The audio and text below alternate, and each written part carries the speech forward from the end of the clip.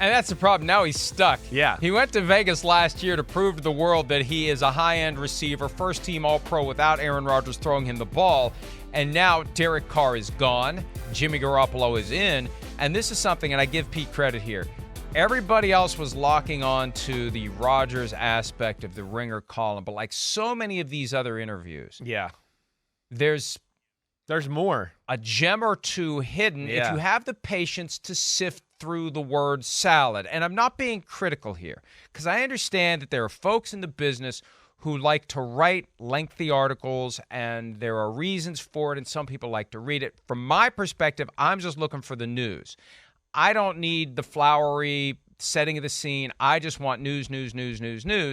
And sometimes news isn't obvious. It's obvious at the top with Aaron Rodgers, and then you got to pay attention to the rest of it. But there's a reward there. There's a Tootsie Roll center of the Tootsie Pop because he said some stuff about the Raiders.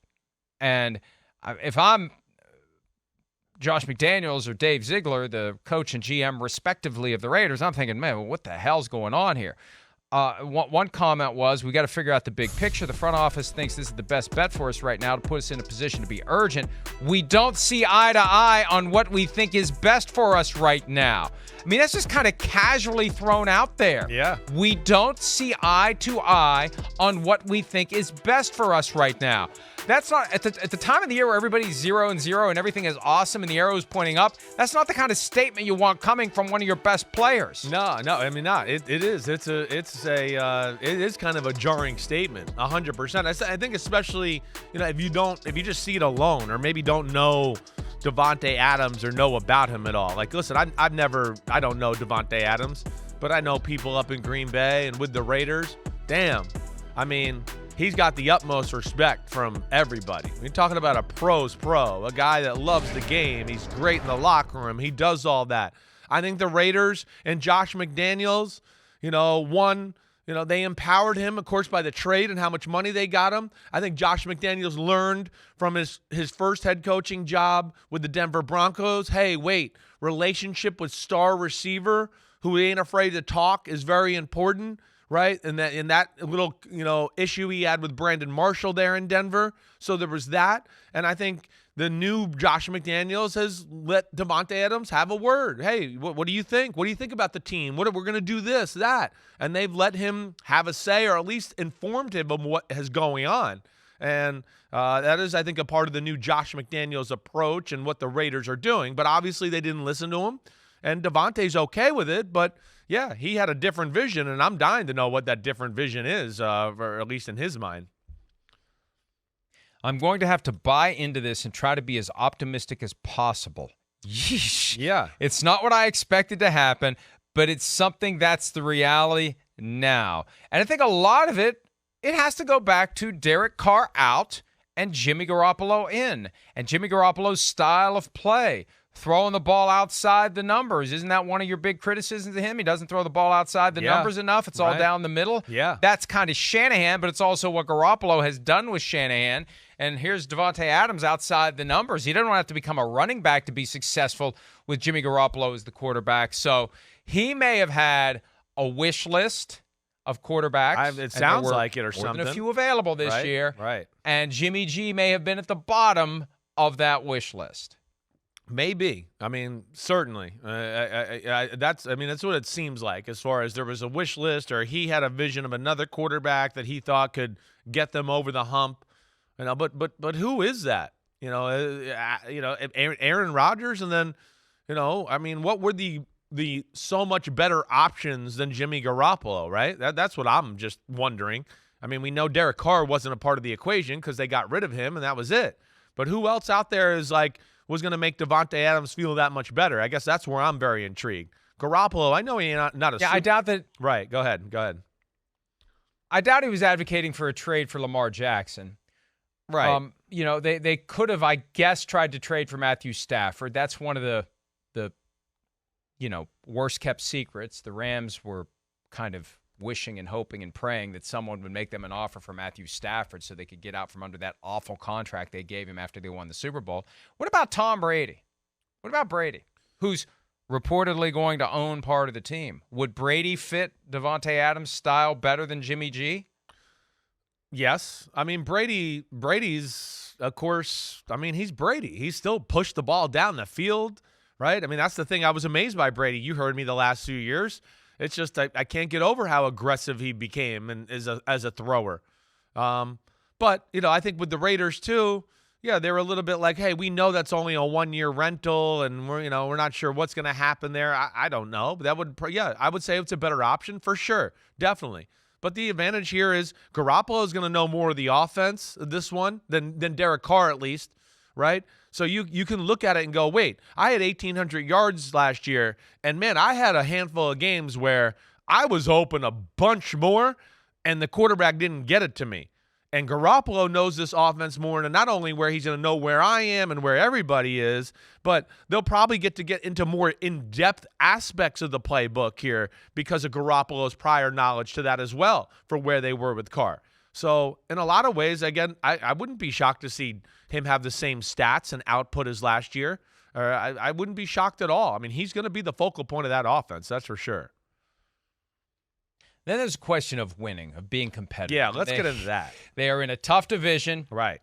In the conference where all the great teams currently are, but for the 49ers and the Eagles. He said of a rebuild, I don't have enough time for that. My goal is to win a Super Bowl with this team, and that's why I didn't come here to just be cute with Derek. It is to really try and have a shot and change this organization. I don't know that he's got enough time to do it. I think he's got 2 years left, the way his contract is structured, and then his salary spikes to like $35 million. I think they're going to do 2 more years, and then it's going to be see you later, Davante, unless he's willing to take a lot less money. So this is it for him. He's got 2 seasons. Do you really see the Raiders turning it around in that division, in that conference in 2 years and becoming a Super Bowl contender?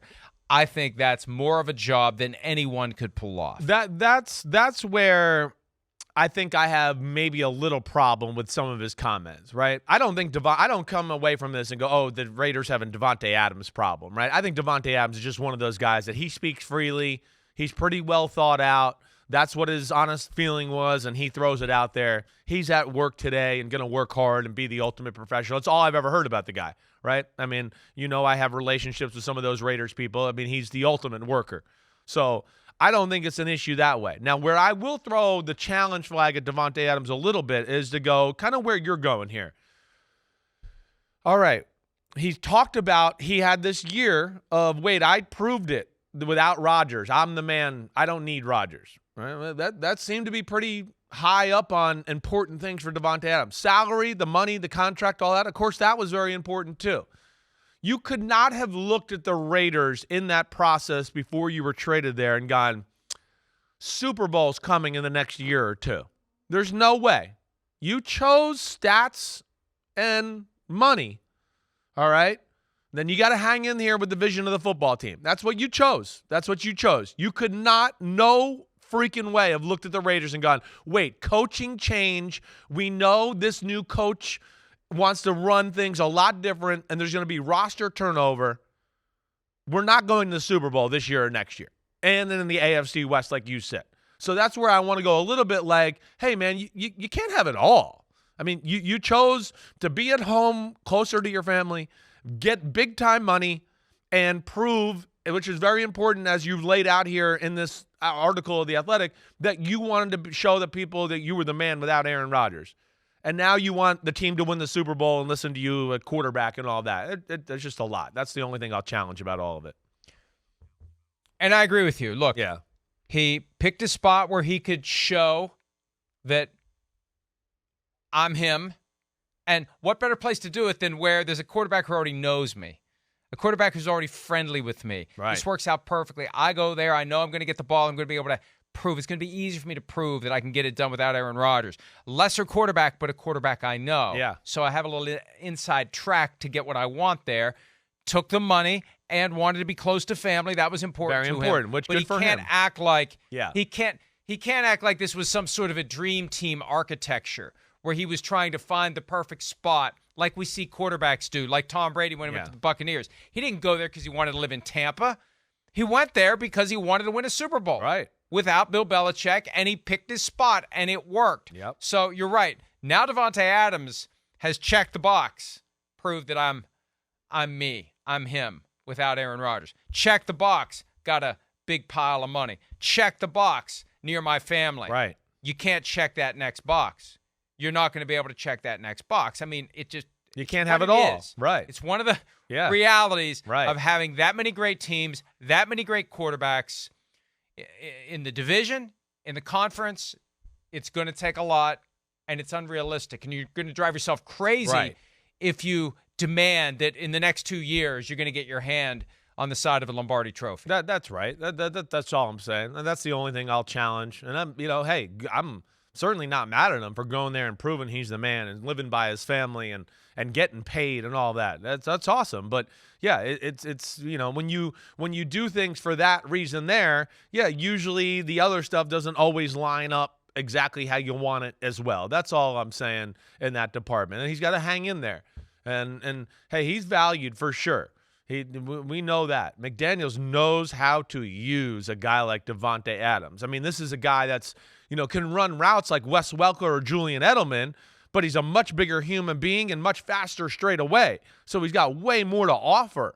And that's where it's just endless in that offense and my experience and knowing the Josh McDaniel offense. I mean, he's got everything, every route in the world. And, they have a lot of rules, and Davante Adams is really smart. But, yeah, the Raiders, I mean, Mike, let's talk about the Raiders. I would go, the Raiders make the playoffs. It's a huge victory for the year. Like, wow, unbelievable, right? Like you said, the state of their team, where they're at, AFC West, all of that.